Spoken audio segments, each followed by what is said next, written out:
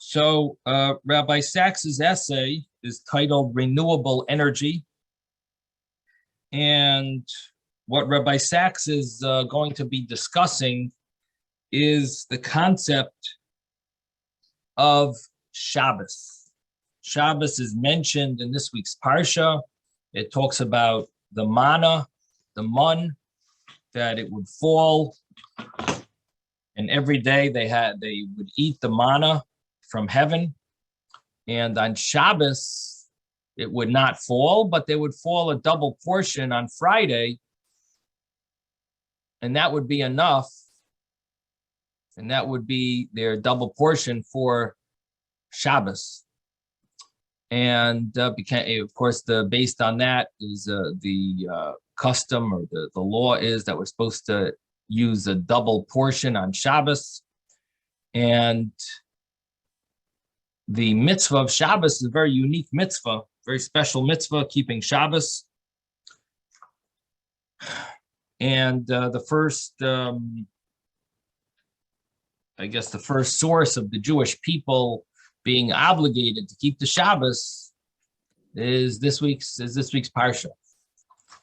They didn't have Shemitah in the desert, did they? Right. How could they? Right. So Rabbi Sacks is going to discuss the benefits, one of the benefits of keeping Shabbos from a very practical, the practical benefit of keeping Shabbos. Of course, there's definitely many spiritual benefits of keeping Shabbos. But one of the things that deserves thought, at least deserves some discussion, is how do we feel? What do we benefit? How do we benefit from Shabbos? In other words, what do we see? Of course, we know that it's a mitzvah. It's a great mitzvah and very important mitzvah of keeping Shabbos,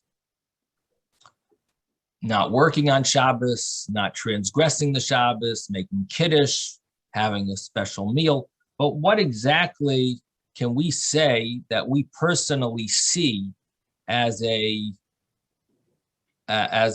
positive benefit in keeping Shabbos?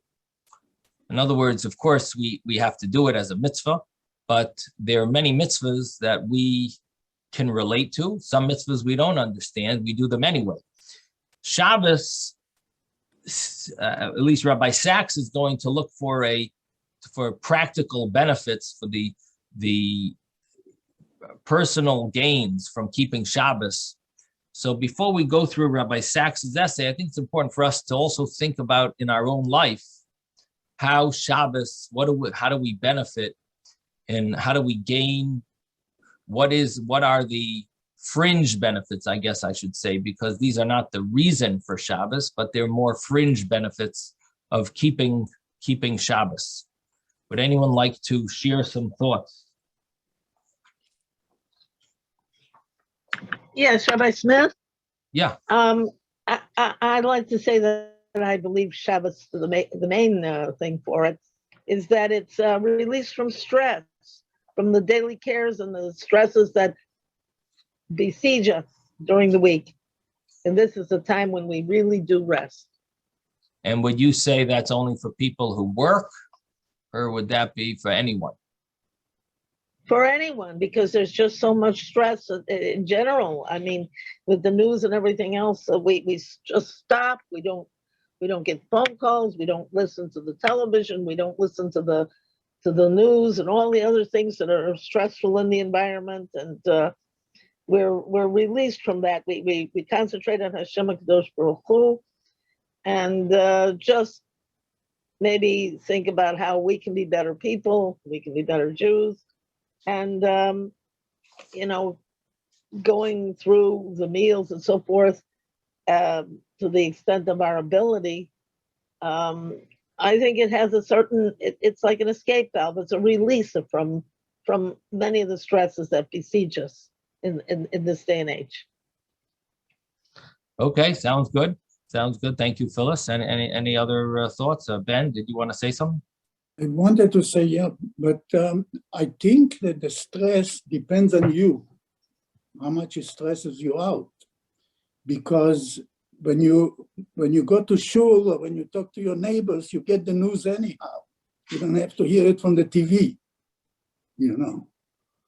So the stress is up to you. But if you know how to relax, it charges up your batteries. And that's the renewable energy. Yeah. So you want to follow. So did you read through already Rabbi Sacks's article? No, Just the title. Did you send an email? I sent at the beginning of the month. I sent all of them. I sent all four. Yeah, I have it on my table. No, I just walked in just I recently. just saw the title. Okay, good. I didn't see the title. You said the title. Okay. Very good. Yes, Anna. Yes, again, I did not read the article, unfortunately, even though I probably should. But there are so many examples of renewal that actually Hashem suggested. Even the 7 years of using the land and then have it rested for a year.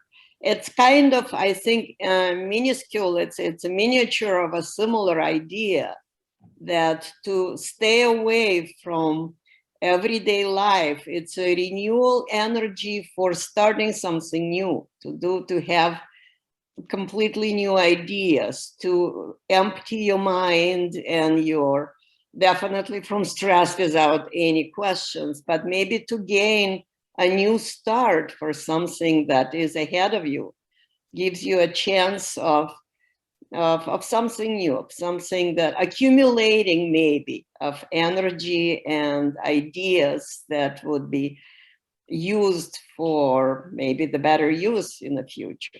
It's, renewable, not necessarily just psychological, but physical as well too. It can be just an opportunity to start fresh, to have energy for something new that you have not anticipated before. So you're saying two things, that it's number one, it gives you a new energy. And number two is you might think you might be able to see things in a new way. Yes, yeah, maybe things. Accumulating a reflection of the past, assessing maybe intentionally or not non-intentionally of things done and create. It's like everything needs a rest. Everything really needs time. It cannot be, perpetuum mobile, something that continuously working for nonstop, especially for human. It's so important to have so many relaxing techniques. And Shabbos is definitely one of the most productive, in my opinion. Okay, thank you. And yes, Susan. I use it to reflect on the previous week and to think about what can I do better?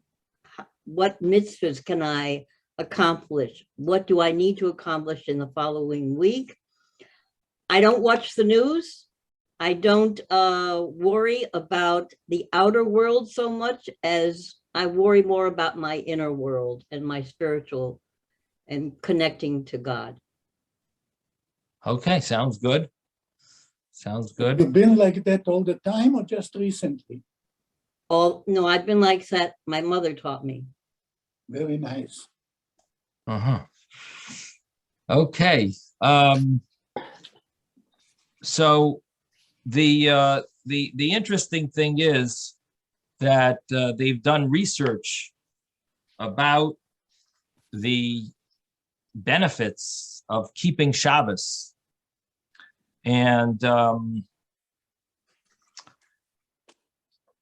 they've found that they did a study of 21,000 Americans. And these 21,000 Americans attended, from the study, they came up with that from the study of 21,000 Americans, they concluded that people who attend religious services weekly have a 7-year longer life expectancy. So that's an interesting study. How about if you attend daily? Oh, and not just the prayers. You come to the Levi Yitzchak Senior Academy. That's right. That's right. And they did a study in Canada of 70,000 people, and they divided the study into 4 groups. There were some people who did rituals, and they were also spiritual. Some people who did the rituals, but they weren't so spiritual. So they were religious, but they weren't so, in their mind, they weren't like so spiritual. They followed the rituals.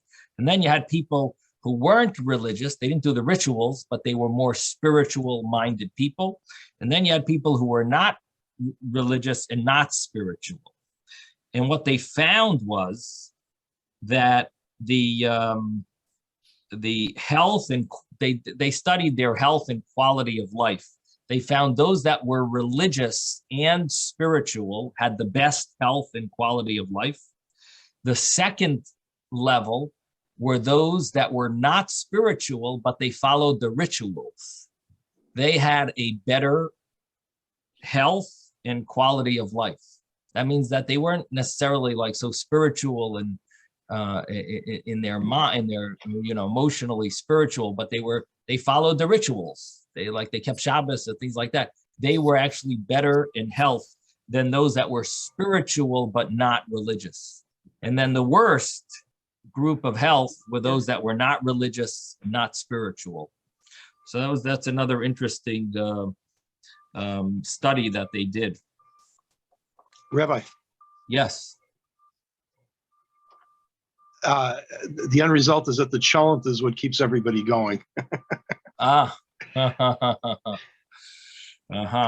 You think it's the beans or the potatoes or the meat? Everything. Or the oil. Yeah. The Hungarians don't have potatoes in it, they have beans. So there is a book that they did like a person who was a consultant for very active, successful business people, corporate America. So he wrote in his book, this person by the name of Brian Tracy, that for people who they survived on listening to the news, that his advice to them was that you should resolve to take one full day off each week where you will not touch your computer, check your messages, and separate yourself from any technology. And that was his advice to them, that they will find that they will use their time most efficiently. Very interesting. That's not from a Jewish perspective, just from a scientific, someone who does consulting for people of, successful business people. Yes, David.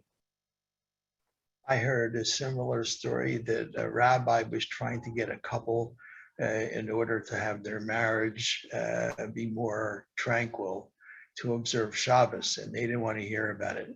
And they ended up spending a lot of money going to this professional psychiatrist and therapist who said to them, what you two need is one day a week where you take off, you don't listen to the news, you don't go shopping. He described almost the prohibitions of Shabbos. And for a lot of money, the rabbi was giving them free advice, and they were willing to take the advice of this therapist who was charging them, $1,000, say. Right. Yes, Ben. I can tell you from all the doctors that I knew, most of them were taking a day off to play golf once a week. And did they live long lives and good lives? Yeah, most of them, if they were good doctors, they lived long. Uh-huh. So there's this, I guess, a professor, a woman by the name of Ann Fischel. She has a PhD, and she's a family therapist.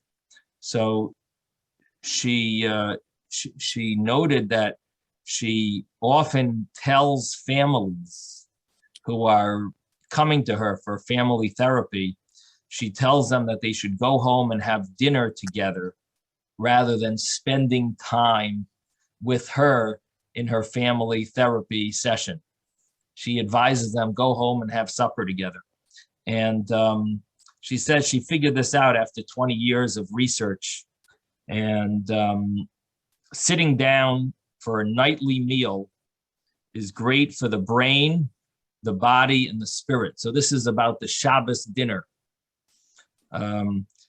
She says that eating together, interesting, eating together boosted the family's, the children's vocabulary. Now that's an interesting one. Eating together boosted their vocabulary even more than being read to. And for older children, it somehow they ended up with better grades in school, more positive, more resilient, lower rates of depression, feeling more optimistic about the future. And somehow this is exactly what we do. We have our Shabbos meals together, and it has great potential. Now, she also writes that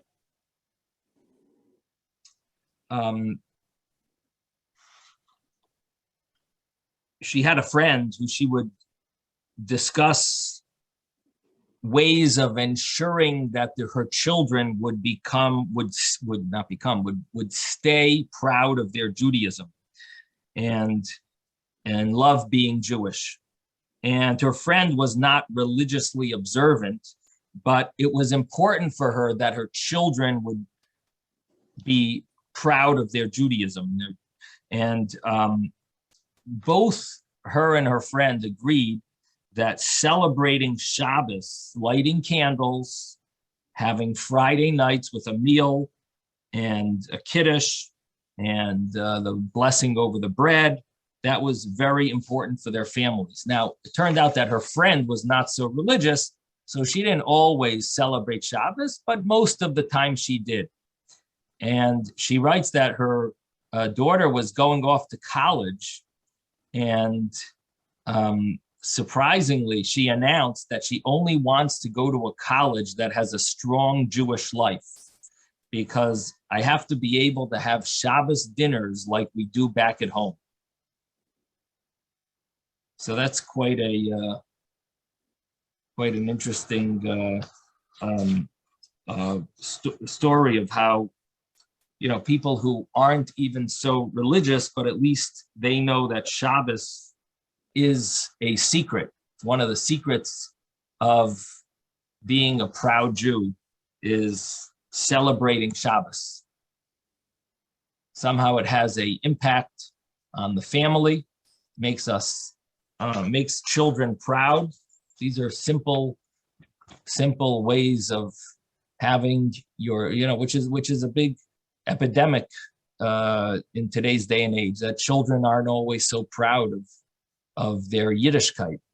And one of the things that's really important is to give them the best possible Yiddishkeit that they could have, to give them the best. You got to give them the best. And one of those things that we have that we should be very proud of is the Shabbos, and it's something that it stays with them. It's something that they take with them, and they find they will look back at and be proud of. Yes, Susan.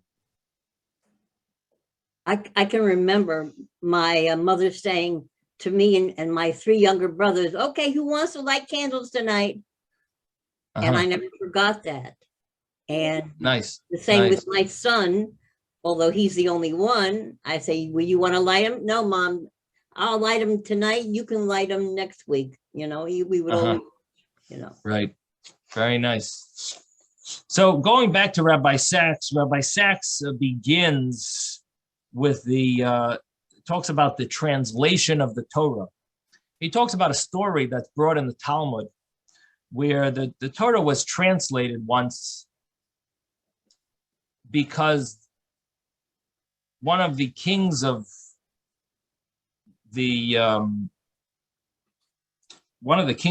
Egypt, I guess, or somewhere near Egypt, in the area around Israel, they spoke Greek, and the king name was Ptolemy II. Anyway, he had taken 70 Jewish scholars together, and he put he took 70 Jewish scholars, he put them in separate rooms, and he told them that I want you to translate the entire Torah into Greek. And this story, it's brought in the Talmud, and It was brought in this class too. I mean, we once spoke about it, years ago. Weeks ago. Weeks ago, excuse me. That his name was Talmai in the Hebrew, Talmai Hamelech. He got 72 elders. He put them into 72 different rooms, and he told them that write for me the Torah of Moses, your teacher, and translate it into Greek. And they were not allowed to speak to each other and discuss it with each other. And miraculously, they all made the same exact changes in the Torah. There were certain places where they felt it won't be translated properly and they're going to get the wrong understanding. And so all 72 rabbis translated it exactly the same way. And even the places where they switched the translation, they all switched to Hashem, put it in their minds that they would switch and change the translation in each of those places. So that story Rabbi Sacks brings, and he says that one of those changes that they made was that it says in the Torah, on the 7th day, Hashem finished all the work that he had made. And the rabbis, the 72 rabbis, they switched it. They said, we can't write that on the 7th day, God finished all the work. They wrote on the 6th day, Hashem finished all the work.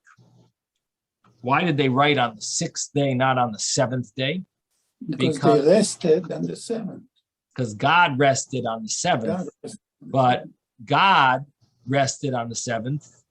According to one of the understandings is he created rest, right? The 7th day was a day that he created rest. Now, they felt that King Talmai would not have understood that, and therefore, they felt that there's no way he's going to understand that on the 7th day. That's called creation. What is creative about resting? What did we achieve by not working and not inventing? He says they'll never go for that. It would be too puzzling and too surprising, and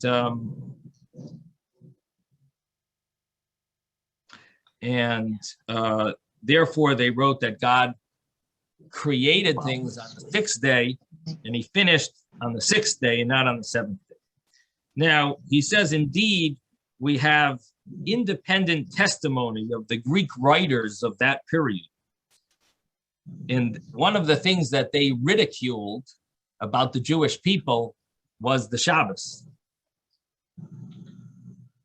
they used to claim that why don't we work on Shabbos? They would claim it's because we're lazy. That was their excuse. And that was their excuse, their explanation. And they said that the let me just mute everyone here. So he says that they couldn't understand how you could rest, how you could rest and claim that that's like beneficial, that's working. That's impossible. And to them it was a waste. Yeah, of course, it was a waste.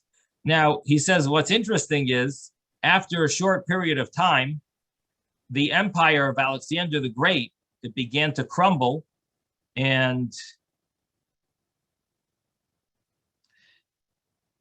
civilizations suffer from burnout just like individuals suffer from burnout. And that's, Rabbi Sacks says, this is the idea that the Torah is teaching us, in addition, of course, to the spiritual benefits of Shabbos, is that you need to have a day of rest. And then Rabbi Sacks says there was a well-known Zionist by the name of Ginsburg. His name was Achad. He had a pen name, Achad Ha'am. That was his pen name. And he wasn't religious. He was a Zion. He believed in secular Zionism, but he did believe in Shabbos. He says, more than the Jewish people has kept the Shabbos has kept the Jewish people. Rest one day in 7 and you won't burn out. So he had a very, it's interesting to hear such a thing, that, he doesn't believe, he's not religious, but he understands that the idea, the concept of Shabbos is a very valuable mitzvah. And what that means is that deep down, he understood that there's great benefit to Judaism. Might not want, he maybe didn't want to believe so much in religion or so on, whatever. He had his reasons, he had his experiences maybe, but he realized and acknowledged that the Torah has, the ways of the Torah are extremely beneficial.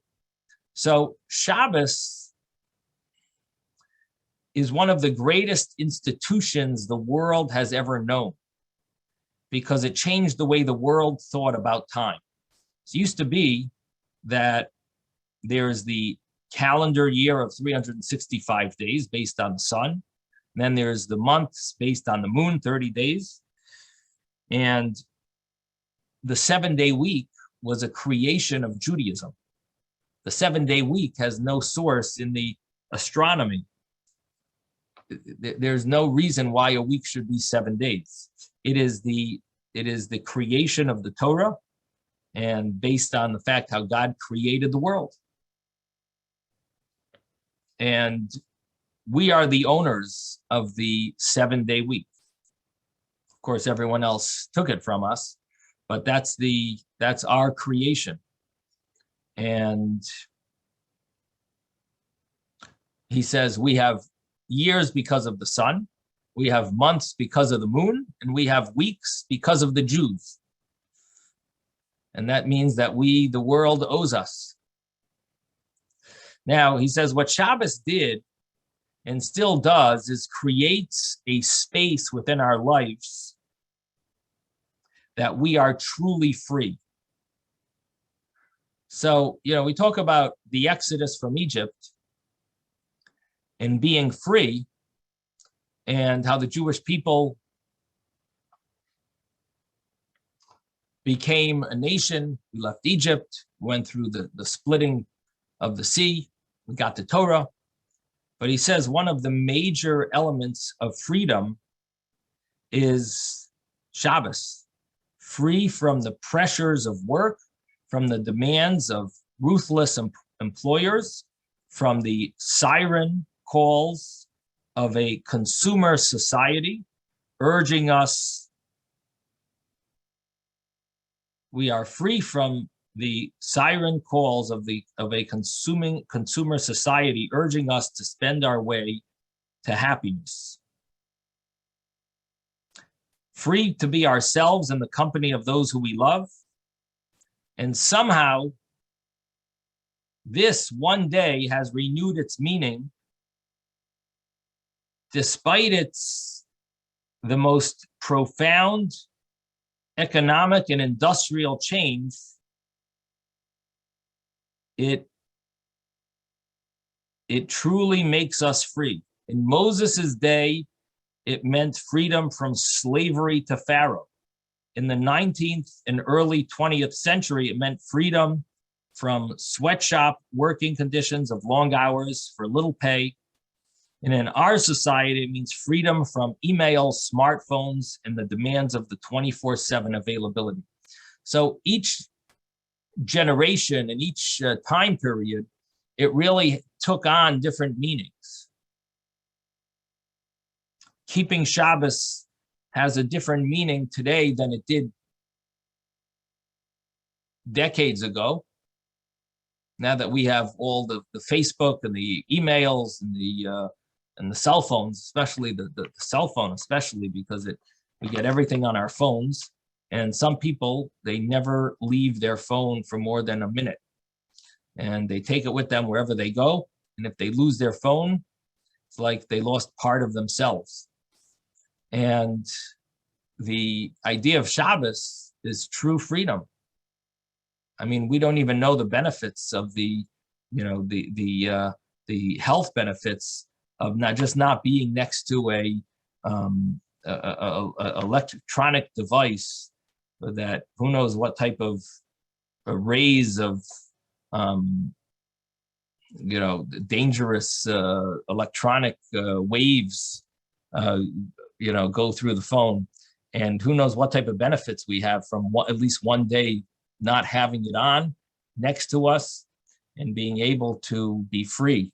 But it definitely is a tremendous freedom from these smartphones. Of course, in addition to being free from work and free from all other situations, to have that freedom, it truly makes us free. Shabbos is truly an element of freedom. Now, what our Parsha tells us is that Shabbos was among the first commands that the Jewish people received when we left Egypt. And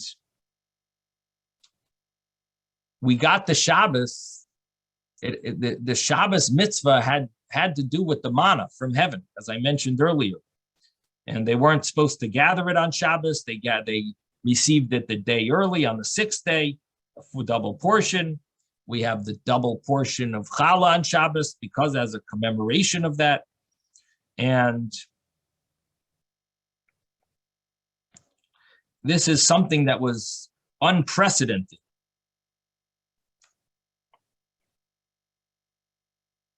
To have this day of freedom was something that the world was not aware of. And it's interesting. I mean, the idea of giving a day off, is that something that really benefits a worker? It's an interesting question. Like giving your workers a day off, do they end up doing more during the next week, or do they lose? Is it really beneficial? Just from a practical standpoint. Again, we keep Shabbos whether it's beneficial or not, but we're just interesting to know if this fits with the research that they did or not. Either way, we're going to keep Shabbos, but it is an interesting question if people really work better if they have a day off, and is it something that it reminds me of, I once had a teacher who used to tell us that he would every night go to sleep from 10 p.m. and wake up at 4 a.m. He needed 6 hours of sleep, and he would prepare his classes 4 a.m. and he was, that's how he lived. 10 to 4 was his sleep. And he once told, he went to a specialist, sleep specialist, and he told him, he says, listen, I really need more time. I'm considering taking 1 less hour of sleep every night. Instead of 10 to 4, be 11 to 4, or 10 to 3. He's planning on, because he needs an extra hour. So the specialist told him, he says, you want an extra hour of work during your day? He said, sleep an extra hour at night. You will get an extra hour during the day of your work done. If you add an hour to your sleep, then you'll have that extra hour. I don't think he listened, but that was the advice that the specialist told him.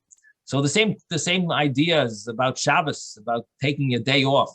Is taking the day off, do you get much more work done during the next week or not? It's an interesting question. Yes, David. Yeah, when you mentioned, I guess it was Rabbi Sacks mentioned in the essay that the source of a 7-day week is the Torah.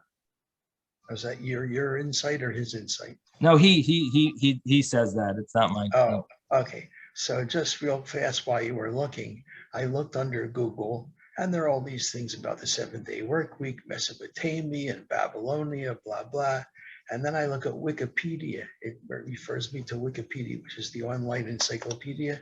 And they say this is all based on the Jewish week as reflected in the Hebrew Bible, period. And then they go on to explain it. So, well, it makes sense. Where else would they get a week from? yeah, so if you read stuff that says that the source is Mesopotamia and Babylonia, that's baloney. I just want to alert your listeners. So there are places, right? Okay, fine. Okay, thank you. Yeah, I think Stalin wanted to switch the week, if I'm not mistaken. I think he tried to make a change or something for the Russians. It just didn't work. Yes, Phyllis, please. That, if I'm not mistaken, I don't know whether it's in Midrash or it's actually in the Tanakh, that when Moshe Rabbeinu was advising with respect to the working of the slaves, it turned out that it was beneficial to their work output to actually allow them a day of rest. Or at least at some point to rest. So that's one thing. I also wanted to point out that it was most likely in Egypt where this thing occurred with the 70 scholars, because that was during the period of Ptolemy. And Ptolemy was a Greek family, but they were the ones in control of Egypt, and that province of the Greek Empire, which was Alexander's, and in fact that was Cleopatra's line, the Ptolemies. So yes, it was under them, and it would have been. Yeah, I'll tell you, I was a little. I was sort of a little confused, because we're talking about translating into Greek, and then we're talking about Egypt. Just seemed a little surprising, but that's nice to know. So you're saying they spoke Greek at that time in Egypt? Yeah, well, the rulers did, because they were the ones ruling Egypt at the time. Interesting. Egypt and Israel. Right. Okay. As a matter of fact, he was the king. Right. It seemed a little surprising. It's translated. Okay. Because the Ptolemies were better than the Seleucids in Syria. But they were all Greek. Okay. All right. Well, thanks for your historical information. Yes. I also wanted to just add one more thing, and that is that I believe they have found, modern studies have found that people's work output and effort does improve if they are given a day off of work. So it sort of corroborates what Moshe Rabbeinu did. And right. What it would seem like it. Yeah, it would seem like it makes sense. Like it would. It would make sense that people would work better if they get a day off. I mean, I always encourage the schools. I know, with their busy schedule in schools, a lot of times they minimize the recess. And my complaint to schools is I think kids need a lot of recess. I always, let them run around, let them play ball. That's my claim. I don't know, I can't really fight it. I don't know education well, so what do I know about in the field of schools? But that is true. But I That's been believe, found true. yeah, I believe they have way too much, the way too much emphasis on what they're trying to accomplish without enough recess. I think recess is really valuable. But Recess anyway, was what do my I? best. Recess was my best subject. Anyway, that's one of my claims. But anyway, Rabbi Sacks over here talks about the word utopia, and it means utopia means no place, and it's called that because there's no such dream has ever come true, and the only such dream that has come true is Shabbos. So he wants to call Shabbos the utopia. And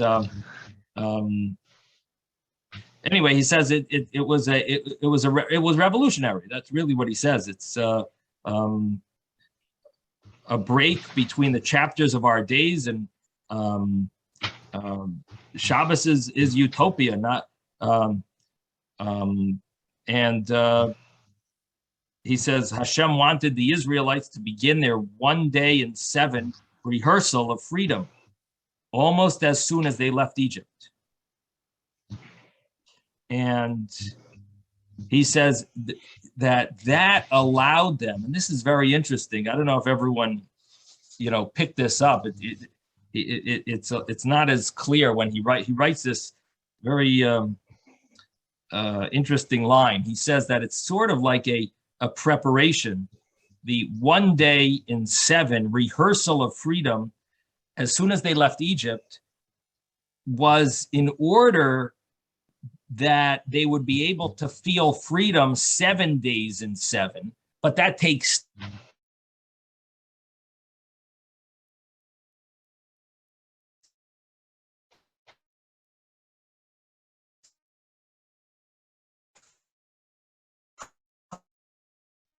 people would think of Shabbos that way. In other words, Rabbi Sacks is coming along with a very innovative thought, and that is that Shabbos is a way to allow us to really reach the real freedom 7 days a week.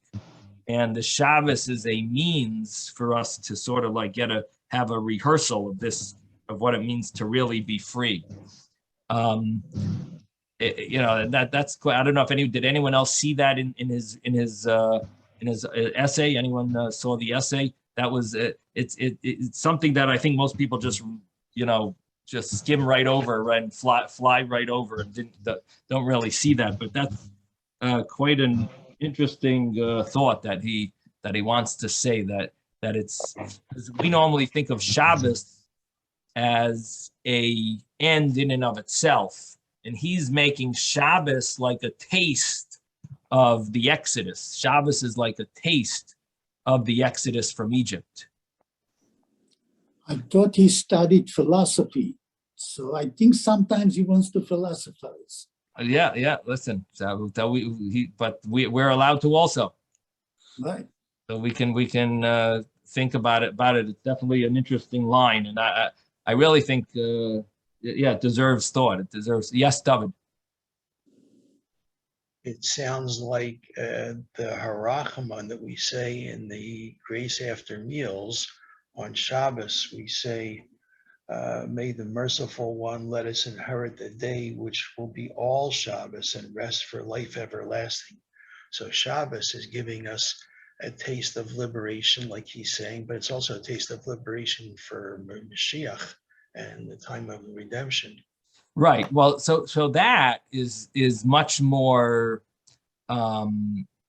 understandable, I think, that we have a taste of Shabbos because the spiritual elements of Shabbos, the holiness of Shabbos, we're ultimately going to have when Mashiach comes. It's going to be our whole life is going to be like a Shabbos. Now, Shabbos has a great spirit. What we're really talking about here in this class is we're sort of putting aside the spiritual spiritual elements of Shabbos. We're simply concentrating on the physical benefits, which is wrong. There's really a whole other side of Shabbos that we sort of pushed aside. We didn't discuss it because Rabbi Sacks is concentrating on this. And listen, we don't have all day, so we have to choose what we're going to discuss. But there is a whole other side of Shabbos, which is a tremendous element, and that's the spiritual side of Shabbos, the holiness, the spirituality. You could almost feel the Shabbos, the understanding of how God created the world, and He reached there was a certain change in the way the worlds work on Shabbos, the elevation of the worlds, everything elevates on the Shabbos. They're tremendous Hasidic and Kabbalistic ideas of Shabbos. But we were concentrating more on the simple benefits of the physical and material benefits of keeping Shabbos, and health benefits and financial benefits and family benefits and love, the love of Yiddishkeit benefits, from more of the practical side.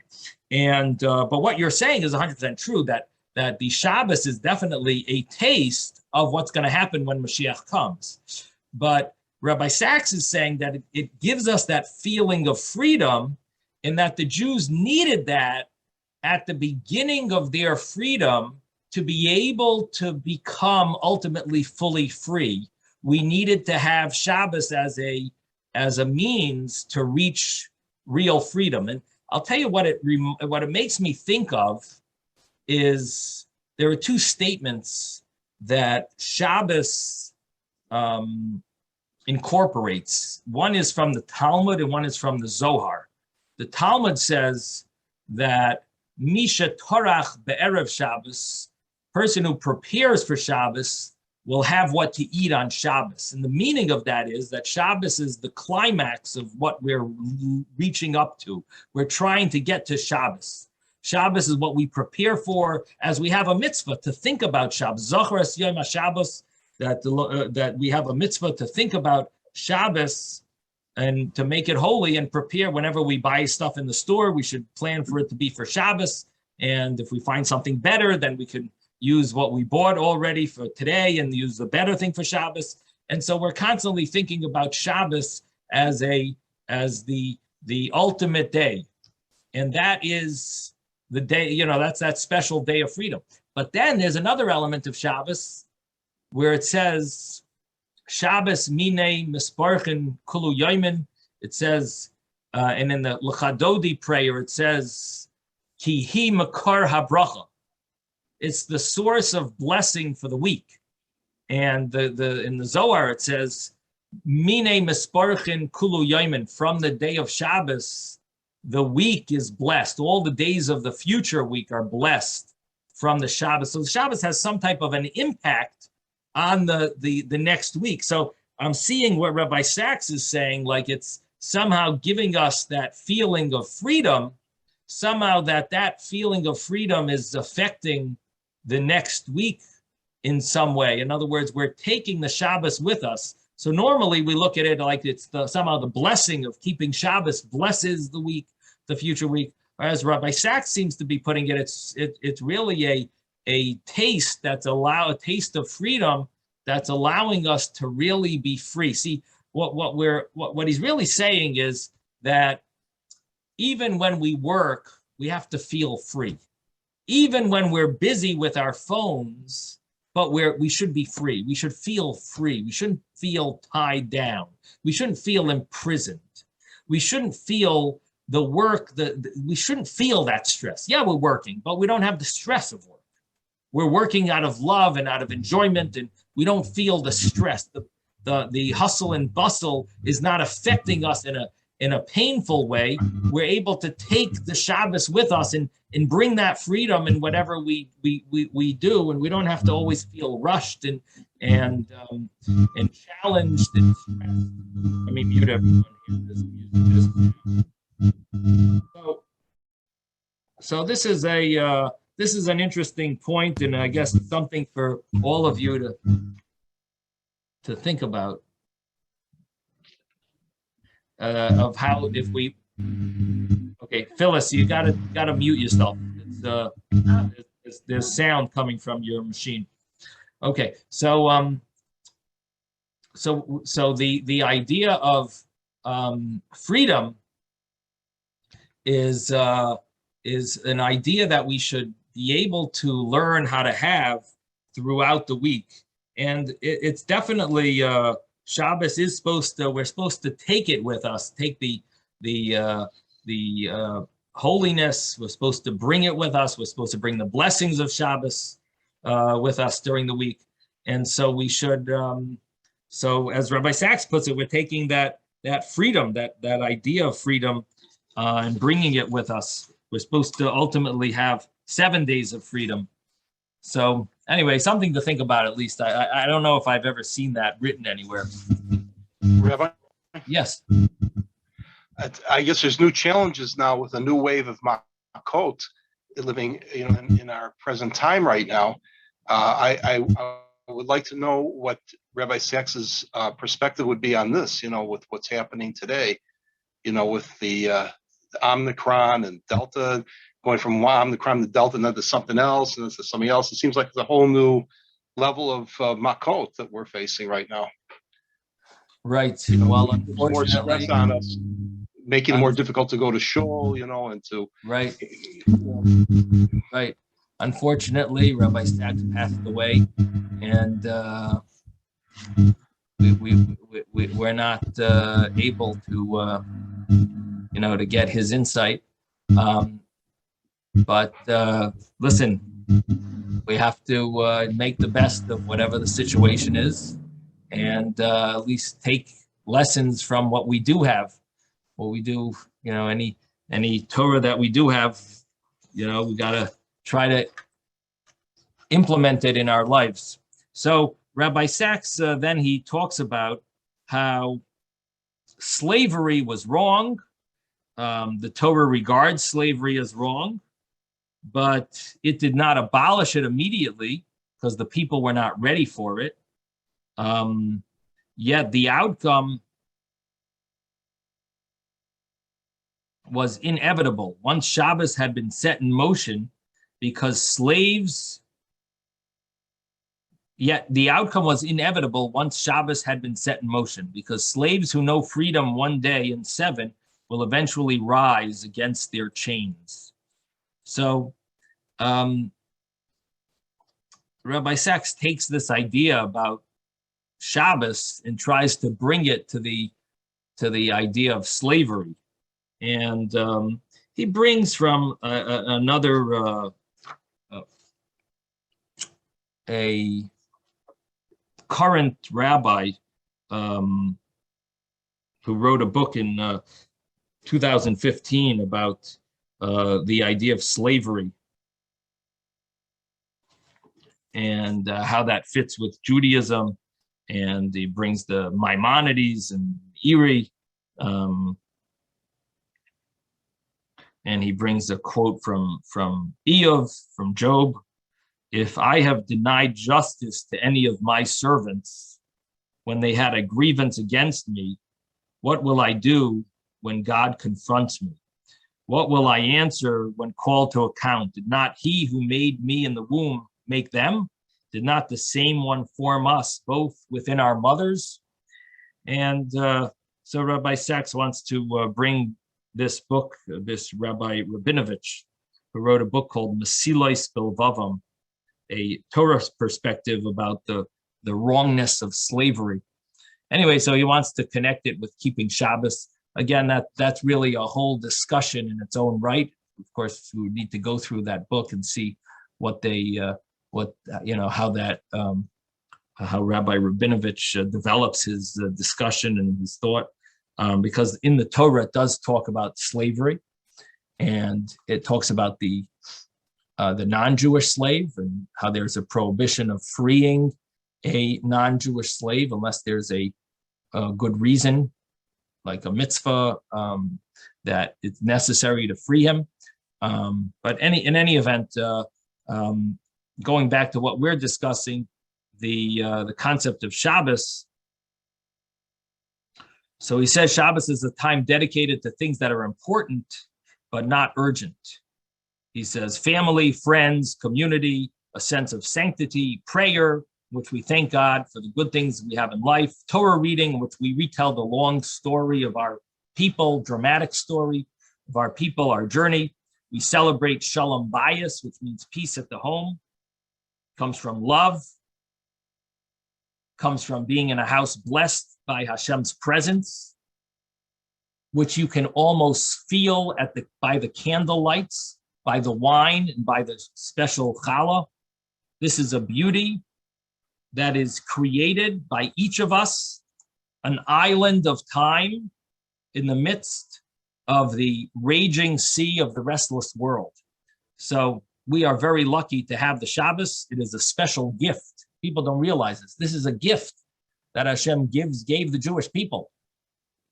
A lot of people don't even take advantage of it. It is one of the greatest gifts. We have so many special gifts that Hashem gave us, and we have yet to discover the full value. We're just touching a little taste of what the great value is of Shabbos.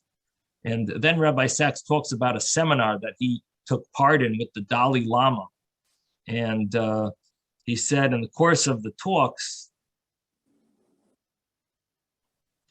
one of the leaders turned to the students and said, what we need is what the Jews have, Shabbos. So he says, just imagine a day dedicated every week to family, home, and relationships. So this leader in northern India, to an audience of 2,000 students, he could see the beauty of Shabbos, but we can live its reality. He says the ancient Greeks could not understand how a day of rest could be part of creation, yet it is. Without rest for the body, peace for the mind, silence for the soul, renewal of our bonds of identity and love, the creative process eventually withers and dies. It suffers, I'm not sure how to read that, entropy? Is that the word, entropy? That's the word, I just don't know what it means. It means the principle that all systems lose energy over time. So the Jewish people did not lose energy over time. It remains as vital and creative as it ever was. And the reason is because of Shabbos, humanity's greatest source of renewal energy, the day that gives us the strength to keep on creating. So that is Rabbi Sacks' essay. Yes, Ben? I wanted to say, as far as Echad Ha'am, most of the Zionists started out in a religious house. Right. Most of them. Right. So, but as far as the Dalai Lama, you said something about India, he's from Tibet. He's a Tibetan, the Dalai Lama.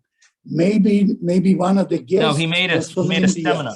No, he made a seminar there in India, northern India, in the sacred city of the Sikhs. Right. I don't know. Okay. The Sikh religion. Right.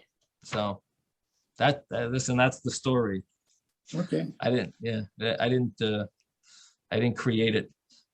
Yes, Susan.